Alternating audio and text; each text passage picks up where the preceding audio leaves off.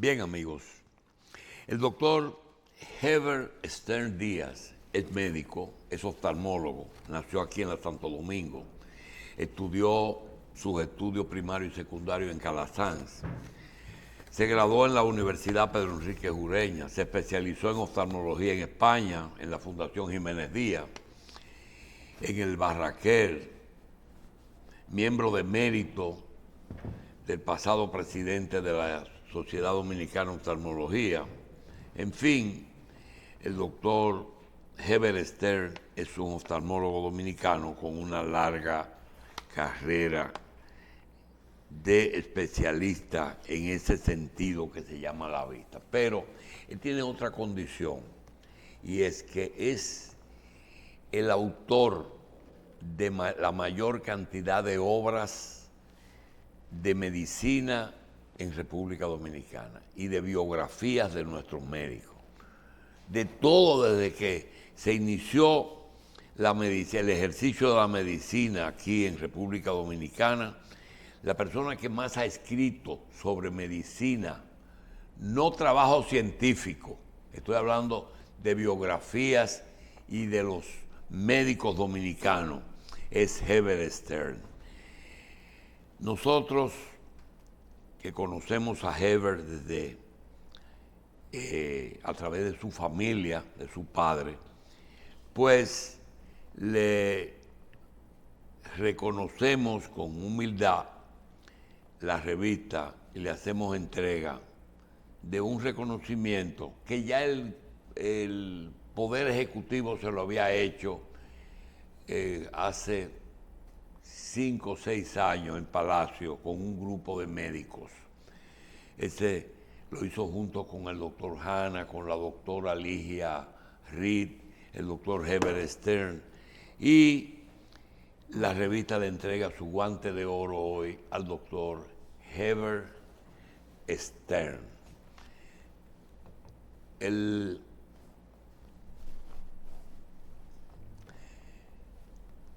Le damos la bienvenida al doctor, que no nos va a tratar muchos temas porque el objetivo es hacer la entrega de su reconocimiento, pero queremos agradecerle que esté con nosotros hoy, que él debería ser hasta parte de aquí, porque conoce la historia de la medicina dominicana, no solamente la oftalmología. Sí. Y queremos darle la bienvenida, darle las gracias y pedirle a Heber que comience con su especialidad. Hoy, ¿estamos al día o estamos un poquito retrasados en cuanto a ese sentido que es la vista? Muchas gracias. Gracias, doctor. Muchas gracias a ustedes por ese reconocimiento gracias a ti. que me emociona, y sobre todo viniendo de una persona como el doctor Julio Jacín, mi colega y estimado amigo. Realmente hablar de la oftalmología dominicana es un gran orgullo para todos los oftalmólogos. Nosotros estamos al día que no tenemos que envidiarle nada a ningún país del área. No hay que salir del país No para hay que atenderse salir una del país. afección ocular. Para nada. Hoy en día en nuestro país tenemos de todo. Tenemos especialistas reconocidos internacionalmente. Tenemos equipos de primera Y categoría. medios de diagnóstico, los tenemos todos. También. Nosotros estamos al día en inteligencia artificial, en medios diagnósticos de lo que tú quieras, tomografía, coherencia óptica, imágenes. Estamos muy bien. Doctor, en Estados Unidos no está declarado, pero de hecho existe una especie de élite del oftalmólogo. El oftalmólogo como que pertenece a un grupo especial de especialistas de la medicina. ¿Lo es aquí o no? Aquí no. Yo creo que ese es un concepto de la gente que le tiene envidia al oftalmólogo. Fíjate lo que te digo. El oftalmólogo, oye, todos los especialistas decimos lo mismo, pero a nosotros es la mejor. Nosotros hacemos clínica, hacemos imágenes, tenemos tecnología y tenemos cirugía, tenemos todo. Un gastroenterólogo puede hacer un gran diagnóstico, pero cuando hay que operar tiene que referirlo al cirujano. Nosotros hacemos todo. Pero tocaste un tema, hacemos cirugía. Normalmente, por razones económicas, que los médicos tienen las mismas necesidades que el resto de la población, Claro. ha tenido un fenómeno en los últimos años, es lo siguiente.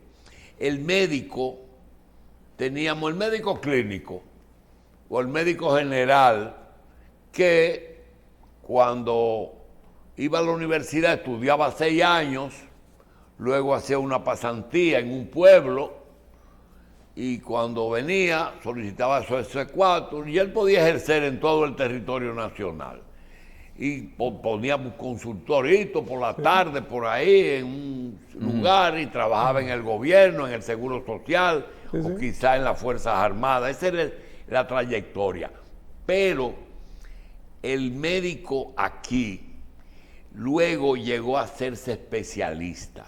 Cuando se hizo especialista, ahora resulta que si un médico quiere trabajar en un centro de atención primaria, que es el primer nivel, y es recién graduado y tiene su exequatur que dice que no puede trabajar porque no hay un lugar, tiene que ser o pediatra acreditado, o ginecobstetra acreditado, o internista, o médico familiar, que después de haber terminado y otorgado su exequatur, entonces tiene que hacer una especialidad de 4 o 5 años, que usted la hizo en España, pero que aquí la hacen, ahí los americanos dicen, los americanos le dicen, o lo dicen en donde el doctor Valle. Secanot. O Secanot. Claro. En fin, doctor, ocurre un fenómeno y es que ese médico, no estoy hablando del oftalmólogo, ese médico se siente en el consultorio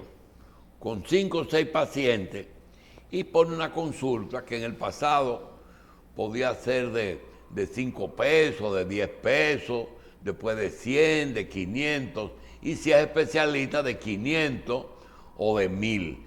Pero esa persona hace 5 consultas a 1000 pesos, estoy hablando del tope, son 5000 pesos diarios. 5 por 20. 100.000. 100.000. Pero resulta que el médico que es intervencionista, era ese oftalmólogo, ese gastroenterólogo,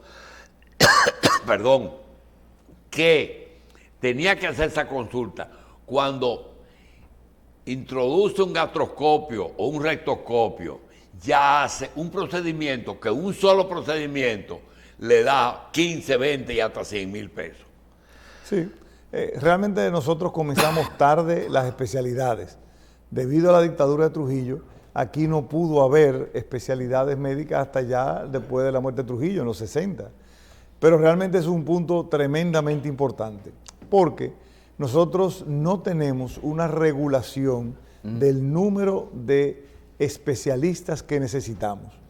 En nuestras escuelas de medicina no hay un filtro, aunque se oiga un poquito feo, pero debería haber un esquema que dijera cuántos médicos necesitamos y cuántos especialistas necesitamos, incluyendo los especialistas de medicina familiar o medicina interna. Sí, doctor, pero el ortopedista y el oftalmólogo, en la esencia de su especialidad, tiene la cirugía. Claro. El ortopedista opera. Igual. Tiene que poner yeso, tiene que poner una cadera. El oftalmólogo tiene que hacer catarata. Sí. ¿O hay oftalmólogos clínicos solamente? Sí, claro. Que no tocan, que no hacen cirugía. No, que se dedican más a imágenes, por ejemplo, a medios diagnósticos.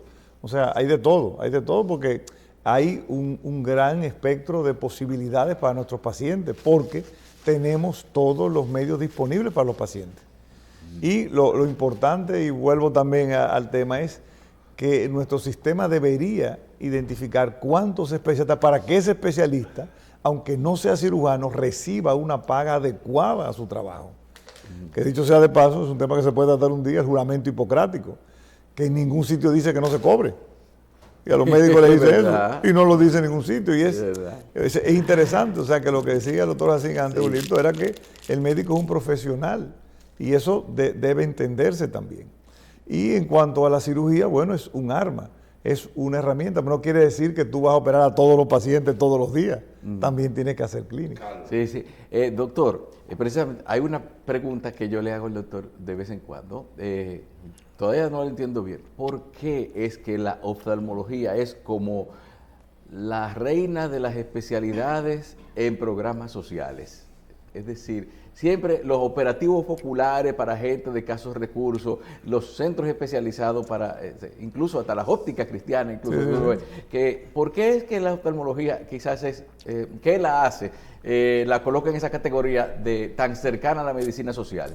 Es muy sencillo. El 85% de lo que tú recibes del exterior viene por la vista. O sea, la vista te permite apreciar todo. Entonces, cuando tú tienes una deficiencia en la visión, eso te limita. Imagínate tú, una persona, por un ejemplo, una persona joven, un niño, que necesita... Pero un porcentaje que es así, por ejemplo, una persona que no tenga gusto, el gusto, que es uno de los 5 sentidos, Sí. o el sordo, Claro. que también es un alto porcentaje, pero como la vista es más de un 50, ¿verdad? Es 85. Hoy Es- en día, hasta el 85. Sí. Es que darte cuenta que todo el mundo depende de un sus dispositivo ojos. electrónico, depende de una pantalla, depende de lectura, y eso se agudizó con la pandemia. A nosotros nos pasó que cerramos la clínica relativamente, momento que se cerró, y tuvimos que abrir pronto porque la gente nos llamaba que tenía una emergencia. Y la emergencia era que no veían bien. Porque estaban el día entero con dispositivos electrónicos, que era lo que se hacía durante la pandemia. La prueba es esto, Claro. el primer ¿cómo se llama? Elemento que se descubrió Sí. para corregir un defecto. Benjamín Los Franklin. lentes. Antes que Benjamín Franklin. este bastón de los ojos. El bastón, sí. Es importante. Doctor, Y el monóculo. Sí. Y saber hay también. un tema que usted tiene la información, además, porque es que el doctor Heber Stern, no solamente uno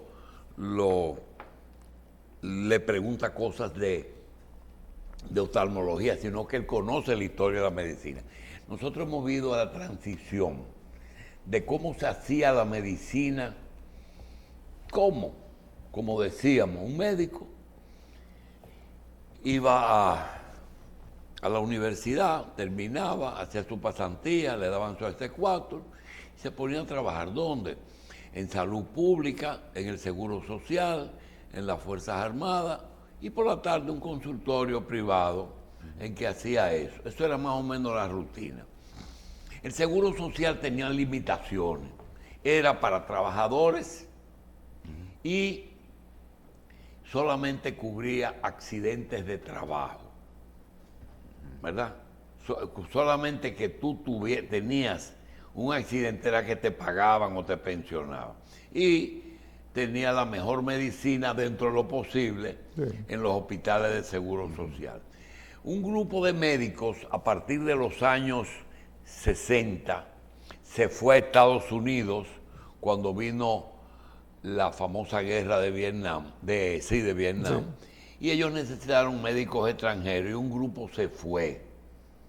Pero antes habíamos tenido algunos viejos que fueron a Francia, específicamente a Francia, los grandes maestros, pero la mayoría se fue a Estados Unidos, algunos se quedaron y otros regresaron. Cuando regresaron, entonces ellos venían normalmente, ponían su consultorio y trabajaban de jefe de servicio en algún hospital, generalmente en un hospital o en el Gautier o en algún hospital importante, el Ramón de Lara, etc.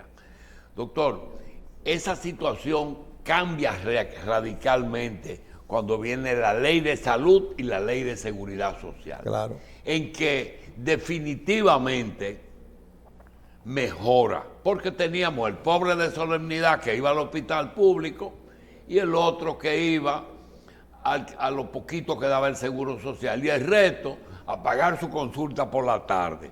Ahora viene la seguridad, que indudablemente fue un avance, pero nos encontramos que en ningún país del mundo el sistema es perfecto. ¿Por qué? Porque la salud no tiene precio, pero tiene un costo. Claro. Entonces, ese costo hace que nadie puede, ninguna compañía de seguro médico puede cubrir el 100% de las necesidades que alguien podría tener en un momento. La mayoría sí, porque un muchacho con diarrea, con bronquitis o una catarata o unos espejuelos, todo eso está bien, pero puede venir un desprendimiento de retina o algo más severo. ¿Cómo usted ve que se puede compensar mejor sin que el médico diga yo no recibo seguros? Bueno, es una pregunta muy completa. Si vamos a identificar las influencias, comenzamos con la influencia francesa. Los médicos que se graduaban aquí como licenciados se iban a París, y eran los médicos de París, al principio del siglo XX, final del XIX. Luego la influencia española y luego la americana. Realmente el cambio brutal fue la Ley de Seguridad Social. Hay que entender que cuando el presidente Mejía firma esa ley, había 600.000 personas que tenían igualas médicas. Al día siguiente, había 3 millones de personas que tenían seguro porque tenían una nómina y pagaban. O sea, eso fue un cambio brutal para los médicos, que tuvieron una mayor cantidad de posibles pacientes, y para el paciente que tenía acceso a muchos más centros. ¿Dónde está el problema? Que la salud cuesta, y es una realidad, y no debería ser totalmente gratuita. Eso es duro decirlo, pero es la única manera. Hay que buscar una manera de cuotas moderadoras que permitan que todo se pueda hacer. En otros países de Europa, sobre todo en Europa, que hay sistemas de seguridad social, hay países que están contemplando que el paciente haga un aporte, porque es que no puede ser gratuito todo. Eso es una expresión que dice, no, que la salud debe ser un derecho gratuito. Pero estamos de acuerdo. Viene de 3 áreas. Uno es el porcentaje que el patrón y el trabajador, a la mayoría, les descuentan. Sí. Pero decíamos que una persona, poner para un sueldo alto, que gane, que tenga un ingreso de 100,000 pesos, les restan 22,000 pesos para la seguridad social. Pensiones, jubilaciones y accidentes de trabajo. Y 22. Eso es lo que le descuentan a un trabajador. Entonces, eso posiblemente le cubra sus problemas del día a día, pero cuando tiene una dificultad, entonces ya no puede ser gratis. Porque esos 22 pesos, 22,000 pesos, al año son 20 por 10, 200,000. Casi 300,000 pesos. Sí. Pero un procedimiento puede utilizar el 100%. Entonces viene el Estado con una ayudita que se llama enfermedades catastróficas, ¿verdad? Sí. Y con otro problema, doctor, de que yo quiero vivir más. Yo he logrado romper la barrera de la edad. Estamos en una edad de 72 años y yo le llevo 10 años a ese promedio. Sí. Pero mi seguro no le conviene que yo esté vivo, porque yo le estoy consumiendo una cantidad con la edad que solo medicamentos le estoy consumiendo alrededor de 20,000 pesos mensuales de medicamentos fijos, sin procedimiento ni consulta. Doctor, ¿algún país ha llegado a una situación de mejoría de eso o no la hay? Siempre habrá que pagar algo, ¿verdad? Sí. Te digo, tal vez los países más avanzados, tipo Suecia, países nórdicos, pues pero hablo de España, por ejemplo. España ahora está en un proceso de revisión de su seguridad social. Incluso cada vez hay una mayor cantidad de compañías privadas que dan servicio para complementar la seguridad social española, que es muy buena, pero tiene listas de espera. Esta lista de espera, ¿por qué se alarga tanto? Porque no hay suficientes especialistas para resolver todos los problemas de la población. Volvamos a la catarata. Antes, una persona con catarata se operaba cuando había perdido visión y tenía muchos límites. Hoy en día, una persona con catarata se quiere operar muy temprano porque necesita ver bien para hacer su día a día con los dispositivos electrónicos, que no hacen daño a la vista, pero exigen que esté perfectamente bien graduado. Entonces una persona que antes tenía 20, 25 de visión, que hacía su vida normal, hoy en día para trabajar tiene limitación. Entonces eso recarga el sistema.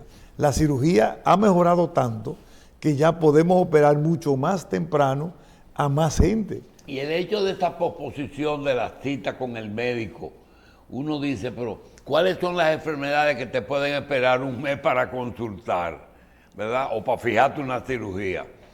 Eso lo que provoca entonces es un aumento de las emergencias, porque entonces la gente se mete por emergencia. Claro, y esa es una de las aplicaciones de la inteligencia artificial al día de hoy.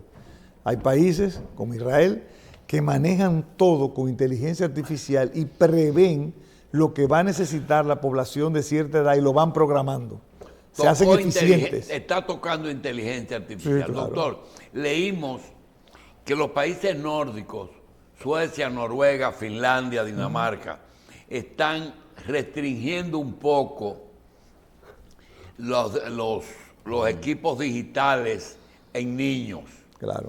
Es decir, volviendo a lo tradicional, al libro, por ejemplo. Sí, sí, sí.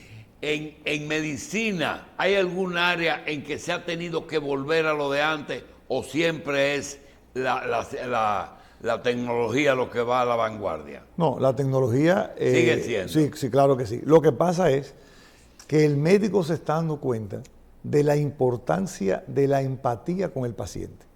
Estamos viendo un momento que nosotros sabemos que para que la inteligencia artificial no nos saque de la ecuación, tenemos que escuchar más a los pacientes. Y aunque dependemos de la tecnología para muchas cosas, porque es un gran avance, pero el paciente necesita el contacto y le gusta el contacto con el médico.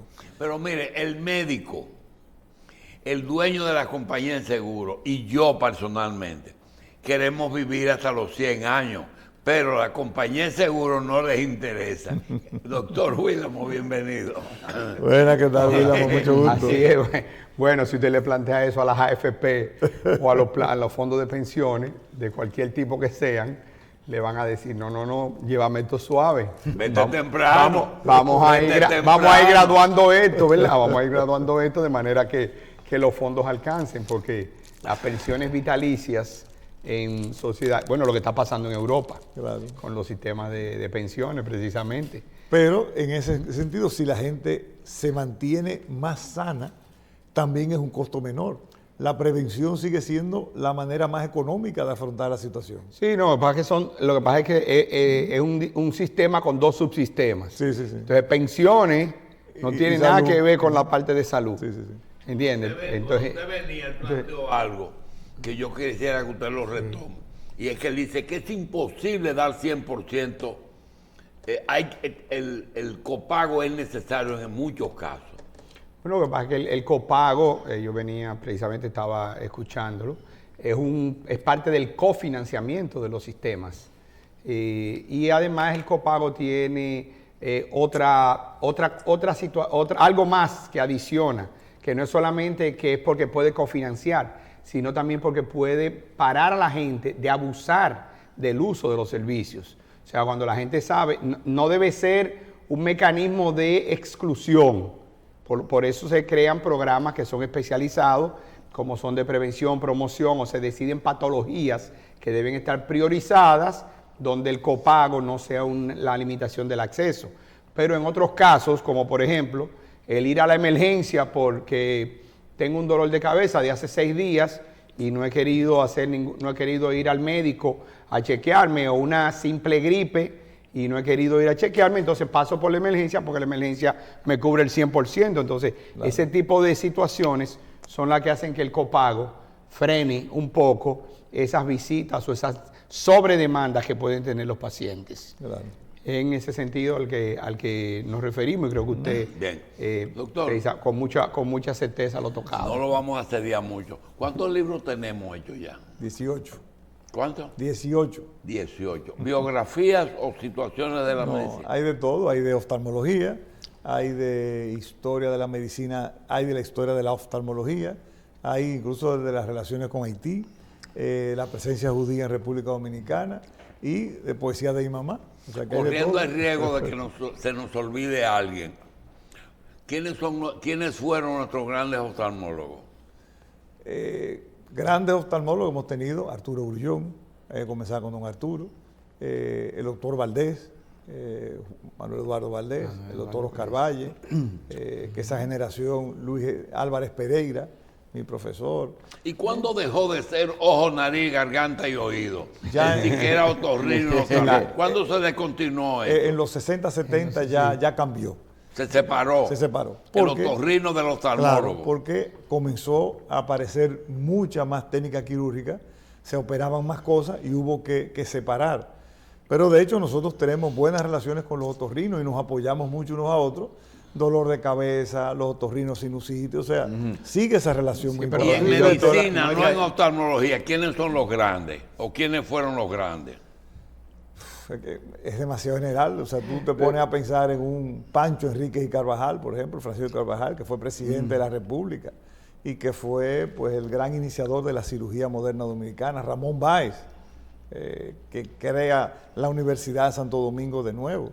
¿Pero el que fue presidente? Sí, claro, Ramón Báez, en su presidencia, en el 1914, es quien transforma el Instituto Profesional en la Universidad de Santo Domingo, que tiene una anécdota tremenda, Ramón Báez. Él era el médico del Hospital Padre Villini, era el partero del Padre Villini. Sí. El doctor mencionaba ahorita... Vamos a esa anécdota. Sí, hágalo, vamos a escucharlo. Lo iban a hacer presidente, en ese momento lo designan presidente y lo van a juramentar. La Cámara de Diputados estaba frente a la catedral, frente al Parque Colón. Y él estaba ahí para ponerse la banda presidencial y llega un ayudante y le dice, doctor, la señora del parto complicado está ya en labor. Don Ramón Báez dijo, permiso. Se fue en su coche de caballo a asistir el parto y después volvió a juramentarse como presidente de la República. Wow, qué responsabilidad. Sí. Mire, ahorita el doctor mencionaba, ojo, boca y nariz, y uno se pone a pensar en las razones que llevan al paciente ante el oftalmólogo y los dolores de cabeza, precisamente. ¿Cómo es el proceso? ¿Es la vista en lo primero que piensa una gente que tiene un dolor de cabeza recurrente o otro especialista que siempre termina mandando? Chequéate la vista. Esa es una muy buena pregunta y es parte de la labor que debemos hacer de educar. Hoy en día la principal causa de dolor de cabeza siguen siendo defectos refractivos no corregidos. ¿Y qué pasa? Muchos pacientes tienen un dolor de cabeza y van a una emergencia, a un neurólogo, le hacen una tomografía, le hacen una resonancia, y después lo mandan al oftalmólogo. El último que dice, te chequeate los ojos. Entonces, eso es parte del criterio de educar. Y otro concepto que que programas como este deben mantener, es que el paciente debe ser también parte de su cuidado de salud visual. El paciente tiene que ser responsable y tratar de tener conocimiento de su salud. Sí. Y no que pase eso que llega una semana después, que se ha puesto, por ejemplo, gotas, todas las que le han dicho los vecinos, la gente, y no ha ido al oftalmólogo. Y se pone todo, entonces llega, tengo 7 días con esto, pero ¿por qué no vino el día siguiente? O sea, es parte, y también pasa con enfermedades crónicas, diabetes, hipertensión. El diabético tiene que saber que se puede quedar ciego por la diabetes. Entonces, es el interés de él ir todos los años a chequearse con el oftalmólogo. O sea, sí. Eso es parte de educar a nuestros pacientes. Claro. Y es parte de la labor para mejorar y cargar menos los sistemas de salud. Porque es parte de todo una labor conjunta.